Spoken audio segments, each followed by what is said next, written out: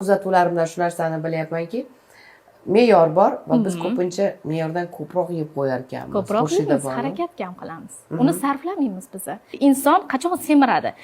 Mana sizni tanangiz odatiy holatlarda 1,5 ming kilokaloriyaga muhtoj deb olaylik, lekin siz bilmasdan, kaloriyalarga e'tibor bermasdan ovqatlanib 2000 kilokaloriya ovqatlanasiz. Lekin sizni tanangiz 1,5 mini sarfladi, qolgan 500 ni nima qiladi?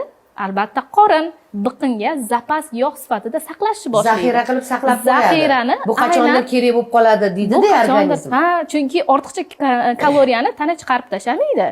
U tanamizda qoladi, qachondir ham kerak bo'ladi deb. Shundan keyin bu davomiy bo'lgandan keyingina zapas yog'lar yig'ilib, ayniqsa o'sha qorin atrofida o'sha ko'zga tashlanarli bo'lib yig'ilishni boshlaydi.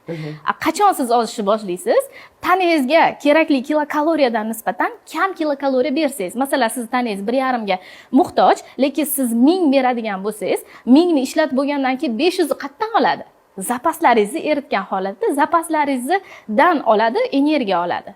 Tana ishlash kerak-ku, siz faqat 1000 berdingiz, u to'xtab qolmaydi-ku 1000 dan keyin. Shunaqa holatlarda mana shu zapaslardan olishni boshlaydi va shu sabab kaloriyani defitsiti sizni ozishingizga ham sabab bo'ladi.